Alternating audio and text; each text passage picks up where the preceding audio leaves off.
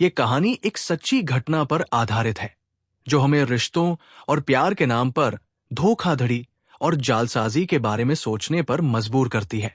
जब किसी के साथ सच्चा प्यार करने का दावा किया जाता है तो हम अक्सर अपनी आंखें बंद कर लेते हैं और सामने वाले को अपना सब कुछ दे देते हैं। सोनिया की कहानी भी कुछ ऐसी ही है।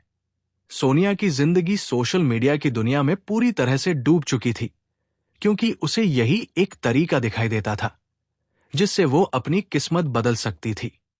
सोनिया का सपना था कि वो अपने परिवार को गरीबी से बाहर निकाले और अपनी जिंदगी में बदलाव लाए।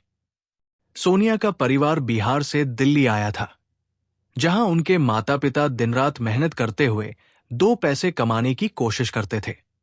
उनका परिवार वेस्ट दिल्ली के नांगलोई इलाके में एक किराए के घर में रहता था। सोनिया के पिता जानवरों का चारा बेचते थे और मां घर घर काम करती थी। पैसों की कमी के चलते सोनिया को 10वीं के बाद स्कूल छोड़ना पड़ा, लेकिन उसने सपने देखना कभी नहीं छोड़ा। सोनिया ने हमेशा से ही अपनी जिंदगी को बेहतर बनाने का ख्वाब देखा था। वो चाहती थी कि उसका परिवार गरीबी से बाहर निकले और उसका खुद का घर हो। इसके लिए उसने सोशल मीडिया इन्फ्लुएंसर बनने का निर्णय लिया। पढ़ाई छोड़ने के बाद उसने अपनी कुछ सेविंग से एक स्मार्टफोन खरीदा और इंस्टाग्राम पर रील्स बनाना शुरू कर दिया। जब उसके माता पिता घर पर नहीं होते तब वो घर के सारे कामों को निपटाकर दिन भर रील्स बनाती रहती। सोनिया को यकीन था कि अगर वो लगातार कंटेंट अपलोड करती रहेगी तो उसकी फॉलोइंग बढ़ेगी और उसे पेड अपॉर्चुनिटी मिलने लगेंगी। वो अक्सर दिल्ली के पॉपुलर स्पॉट्स जैसे कनॉट प्लेस पर जाकर अपनी रील्स शूट करती थी। इसके परिणाम भी धीरे धीरे दिखने लगे। उसकी फॉलोइंग बढ़ने लगी। इसके साथ ही उसने सिलाई का काम भी सीखना शुरू किया ताकि वो अपनी रील्स के लिए खुद के डिजाइनर कपड़े सिल सके। सोनिया का सपना था कि वो सोशल मीडिया के जरिए खुद को एक बड़ा इन्फ्लुएंसर बनाए और पूरी दुनिया में अपनी पहचान बनाए। धीरे धीरे उसकी फॉलोइंग 7,000 से भी ज्यादा बढ़ गई थी, लेकिन किस्मत को तो कुछ और ही मंजूर था। सोनिया के सपने अब उड़ान भरने लगे थे, लेकिन इसी बीच उसकी जिंदगी में एक अजीब मोड़ आया। उसकी जिंदगी में एक भूत ने प्रवेश किया। यह भूत कोई पैरानॉर्मल मूवी वाला भूत नहीं था, बल्कि उसका एक सीक्रेट बॉयफ्रेंड था जिसे वो प्यार से भूत बुलाती थी। सोनिया के घरवाले इस रिश्ते के बारे में पूरी तरह से अनजान थे, लेकिन धीरे धीरे सोनिया ने अपने इस रिश्ते को सोशल मीडिया पर और अपने दोस्तों से साझा करना शुरू कर दिया। यहां तक कि उसने अपने इंस्टाग्राम अकाउंट पर भी अपने बॉयफ्रेंड के साथ अपनी तस्वीरें पोस्ट करना शुरू कर दिया। सोनिया के इस भूत के साथ प्यार में पागल होने की स्थिति में उसका व्यवहार भी बदलने लगा। वो अपने घरवालों से इस नए रिश्ते के बारे में बात करती थी, लेकिन जब भी वे पूछते कि उसका ये भूत है कौन, कहाँ रहता है और क्या करता है, तो सोनिया हमेशा यही कहती कि उसका नाम भूत है।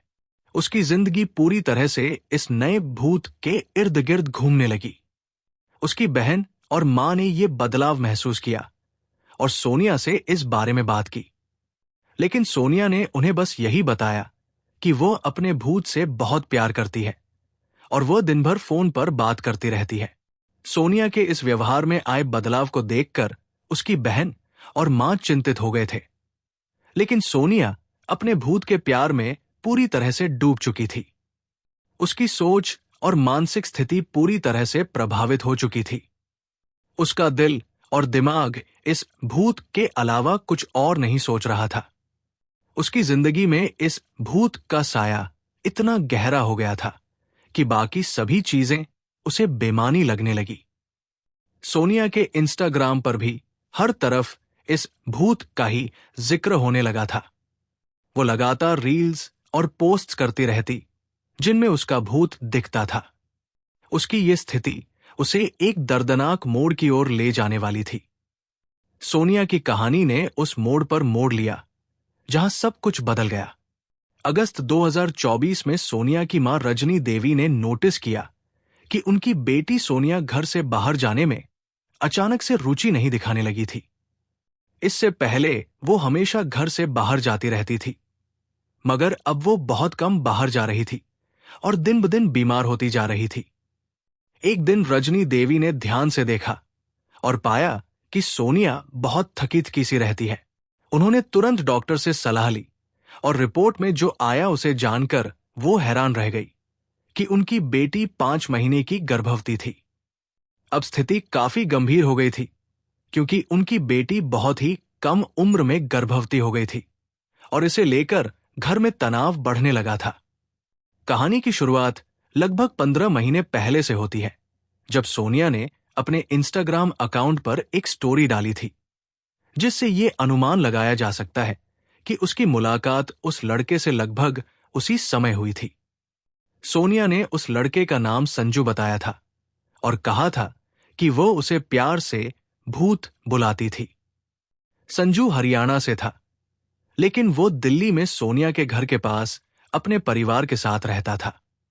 दिवाली 2023 में सोनिया ने संजू के लिए एक रील पोस्ट की थी, जिसमें उसने उसे अपने हबी, पति के रूप में दिखाया था। सोनिया और संजू की उम्र लगभग 19 से 20 साल थी, लेकिन सोनिया उस समय इस रिश्ते में इतनी डूब चुकी थी कि कुछ महीनों के भीतर ही वो संजू को अपना पति मानने लगी थी। उसने अपने सोशल मीडिया अकाउंट पर कई बार माय हबी लिखते हुए तस्वीरें पोस्ट की थी। सोनिया और संजू का रिश्ता कुछ ऐसा था कि वो उसे पूरी तरह से अपने जीवन का हिस्सा मान चुकी थी। कुछ ही महीनों में वो संजू को अपना जीवन साथी मानने लगी थी और ये भरोसा उसके दिल में पूरी तरह से बैठ चुका था। संजू ने भी सोनिया को ये कहा था कि भले ही वो अपने माता पिता और बड़े भाई भाभी के साथ रहता था, लेकिन उन्हें उसके रिश्ते से कोई आपत्ति नहीं थी। सोनिया के लिए ये रिश्ते का एक नया मोड़ था, क्योंकि अब वो अपने जीवन को संजू के साथ बिताने की सोच रही थी। 2024 के अक्टूबर में जब सोनिया गर्भावस्था के 7वें महीने में थी, उसने अपने परिवार को ये बता दिया था कि संजू ही इस बच्चे का पिता है और वो पूरी जिंदगी संजू के साथ बिताना चाहती है। सोनिया ने यह भी कहा कि वो जल्द ही संजू के साथ शादी करने की योजना बना रही थी। इस बीच उसकी मां रजनी देवी और उसके परिवार ने उसे इस रिश्ते को स्वीकार करने का निर्णय लिया। हालांकि ये स्थिति बहुत कठिन थी, क्योंकि सोनिया अभी भी बहुत छोटी थी और शादी से पहले मां बनने की स्थिति में थी। बावजूद इसके सोनिया ने अपने रिश्ते को सार्वजनिक किया और उसे स्वीकार किया। 21 अक्टूबर 2024 को करवा चौथ के अगले दिन सोनिया ने अचानक घर छोड़ दिया। उसने अपनी बहन से कहा कि संजू की मां उसे कभी स्वीकार नहीं करेगी और इसलिए वो संजू के साथ अलग जाकर अपना घर बसाएगी। ये खबर सुनते ही रजनी देवी घबरा गई और तुरंत अपनी बेटी को फोन किया, लेकिन फोन स्विच ऑफ था। फिर कुछ घंटों बाद जब फोन उठाया गया तो दूसरी तरफ से आवाज आई, मैं संजू बोल रहा हूं। आपकी बेटी आपसे नफरत करती है और वो किसी से बात करना नहीं चाहती। रजनी देवी लगातार ये पूछती रही कि उनकी बेटी कहाँ है और कैसी है, लेकिन संजू ने कभी बात करने नहीं दी। पूरा दिन उनके और सोनिया के संपर्क करने की कोशिशें नाकाम हो गई। रजनी देवी परेशान हो गई, लेकिन अगले दिन जब मनीष, सोनिया के भाई, ने संजू को कॉल किया तो संजू ने वही जवाब दिया। इस बार मनीष को कुछ अलग सुनाई दिया।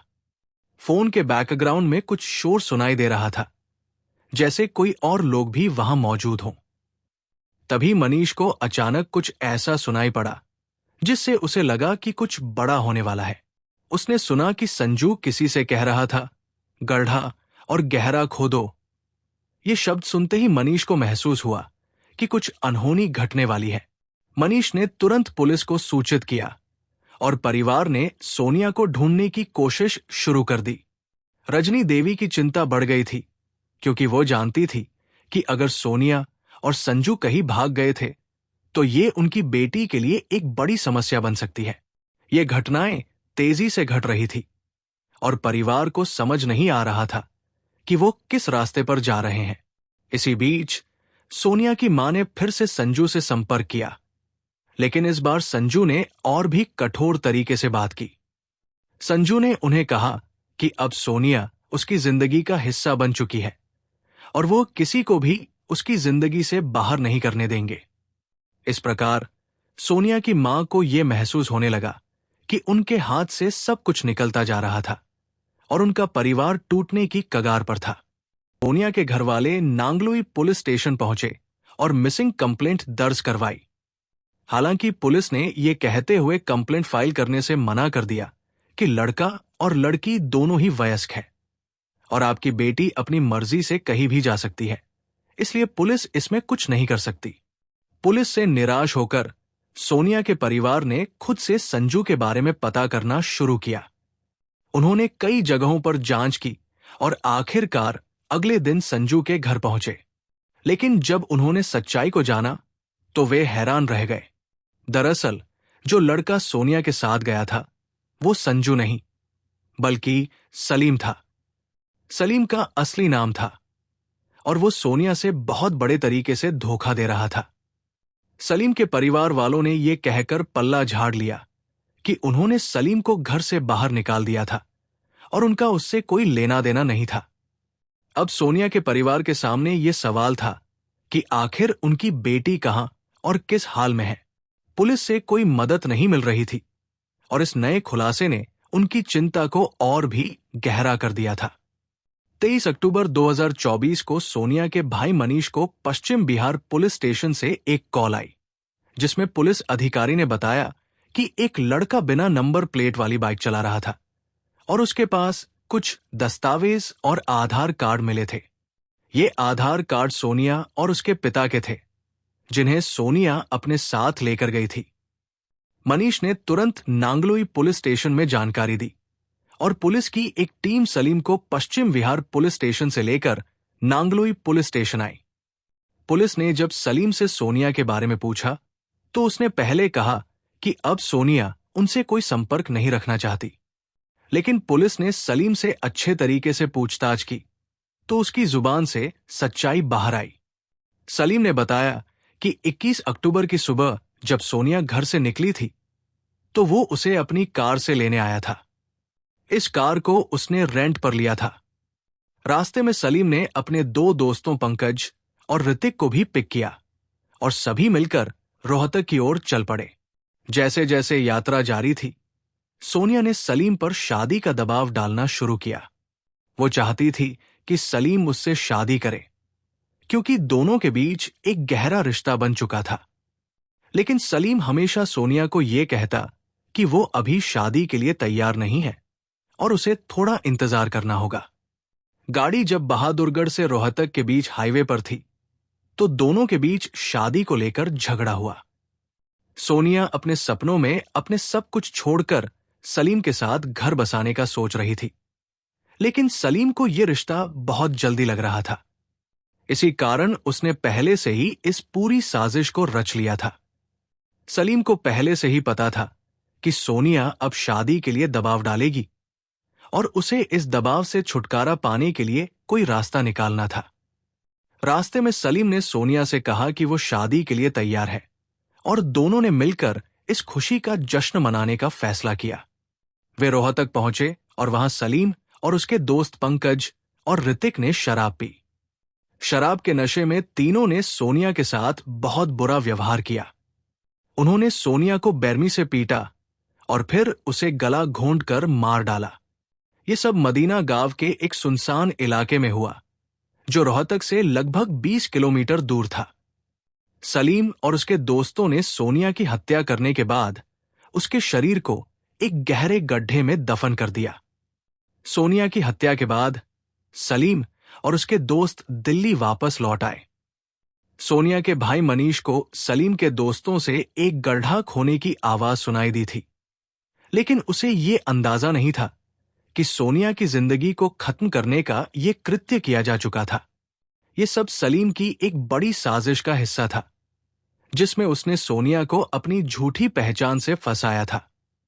सलीम ने अपना नाम संजू बताया था और हिंदू धर्म से होने का नाटक किया था। सोनिया को विश्वास दिलाने के लिए वो अक्सर हिंदू त्योहारों में हिस्सा लेता था और उसे अपनी संस्कृति का हिस्सा बनाने का दिखावा करता था। सलीम ने सोनिया को अपना प्यार समझाकर उसे अपने जाल में फंसाया था। सोनिया ने जिस इंसान को अपना जीवन साथी और बच्चे का पिता समझा, वही इंसान उसकी जिंदगी छीनने वाला निकला। यहां तक उसे पेट में पल रहे अपने उस मासूम बच्चे का भी ख्याल नहीं आया। ये पूरा प्लॉट सलीम ने पुलिस के सामने कन्फेस कर लिया। उसने बताया कि सोनिया उसे बार बार शादी करने का प्रेशर डाल रही थी, लेकिन वो इसके लिए तैयार नहीं था। उसने सोनिया से इस बच्चे को अबॉर्ट करने के लिए भी कहा, लेकिन सोनिया हर कीमत पर यह बच्चा चाहती थी और उसके साथ घर बसाने की जिद कर रही थी, जिस वजह से उसने सोनिया को हमेशा के लिए रास्ते से हटाने का सोचा। सलीम ने बड़े ही स्मार्ट तरीके से सोनिया को अपने प्यार के जाल में फंसाया था। उसने न सिर्फ अपना नाम संजू बताया, बल्कि हिंदू धर्म से होने का पूरा खेल रचा। जब वो सोनिया के साथ होता तो कभी कभी माथे पर टीका भी लगा लेता और सारे हिंदू त्योहार भी साथ मनाता। सोनिया के मोहल्ले वालों ने पुलिस को बताया कि उन्होंने इस लड़के को अक्सर सोनिया के घर उस वक्त आते देखा है जब वो घर पर अकेली होती थी। और जब पुलिस ने डीप रिसर्च की तो ये सामने आया कि सोनिया के मर्डर करने के बाद उसने अपनी इंस्टाग्राम आईडी का यूजर नेम संजुए17 से बदलकर सलीमे1 कर लिया। ये नाम परिवर्तन केवल एक तरीका था अपनी असली पहचान छिपाने का और खुद को पूरी तरह से अपराधी के तौर पर स्थापित करने का। सोनिया की हत्या के बाद सलीम ने यह साबित करने के लिए कि वो न केवल बेरहम था, बल्कि एक ठंडी मानसिकता वाले इंसान थे, अपने सोशल मीडिया प्रोफाइल को भी बदल दिया था। सलीम ने शुरुआत में सोनिया से प्यार का ढोंग किया और उसे ये विश्वास दिलाया कि वो उसके साथ अपना जीवन बिताएगा। सोनिया ने भी इस विश्वास को अपने दिल में बैठा लिया और उस पर पूरा भरोसा कर लिया। लेकिन सलीम का इरादा बिल्कुल अलग था। उसने सिर्फ और सिर्फ सोनिया को अपनी हवस की वस्तु के रूप में देखा था। सोनिया को लगता था कि वो सही व्यक्ति के साथ है, लेकिन वो ये नहीं जानती थी कि वो इस लड़के के जाल में फंस चुकी थी। जब सलीम ने सोनिया को शादी का वादा किया और उसे ये बताया कि वो उसके साथ अपना जीवन बिताना चाहता है, तो सोनिया और भी विश्वास करने लगी। ये सब कुछ बहुत जल्दी हुआ था और सोनिया के दिल में प्यार की भावना इतनी गहरी थी कि उसने अपने भविष्य के बारे में सही से सोचा ही नहीं। सलीम ने पहले से ही ये तय कर लिया था कि वो सोनिया को अपनी हवस का शिकार बनाएगा। सोनिया के सामने एक अलग ही तस्वीर थी और वो इस झूठे प्यार में विश्वास करती जा रही थी। ये पूरी साजिश एक सोच समझकर की गई योजना का हिस्सा थी, जिसे उसने बड़े ही चालाकी से अंजाम दिया। इसके पहले भी ये और लड़कियों को यूं ही फंसा चुका था, क्योंकि इसकी इंस्टा आईडी का वॉर्ड सेक्शन कहता है कि इसने यूजर नेम 10 बार बदले थे। बट एक बात जो एकदम क्रिस्टल क्लियर है, वो ये है कि सलीम का इंटेंशन सोनिया के साथ सिर्फ और सिर्फ फिजिकल रिलेशन बनाने का था। उसको सिर्फ अपनी हवस मिटाने थी, जिसके लिए उसने सोनिया से प्यार का ढोंग किया, शादी का वादा कर उससे संबंध बनाए, जिस वजह से वह प्रेग्नेंट भी हो गई। सोनिया को जिस भूत से प्यार था, वो वास्तव में एक शैतान ही निकला, जिसे कभी भी उससे प्यार ही नहीं था। यह घटना हमें यह सिखाती है कि कभी भी किसी के साथ अपना दिल खोलने से पहले हमें उनकी असली पहचान और इरादों को अच्छे से समझ लेना चाहिए। प्यार में हमेशा अपनी आंखें खुली रखनी चाहिए और अपनी सुरक्षा का ख्याल रखना चाहिए। प्यार में पागल होने से पहले हमें यह समझना चाहिए कि सामने वाला व्यक्ति हमारे साथ किस इरादे से है। ये कहानी एक कड़े सबक के रूप में सामने आती है, जो हमें हमारे जीवन के फैसले सोच समझ कर लेने की चेतावनी देती है। इस कहानी से हम ये भी सीख सकते हैं कि सच्चे प्यार का मतलब सिर्फ शारीरिक संतुष्टि नहीं होता, बल्कि ये एक गहरी और सच्ची भावना होनी चाहिए। हमें किसी के प्यार में अपने जीवन की सबसे बड़ी चीजों को नहीं खोना चाहिए। प्यार में जरा सा भी समझौता या धोखा हमें महंगा पड़ सकता है।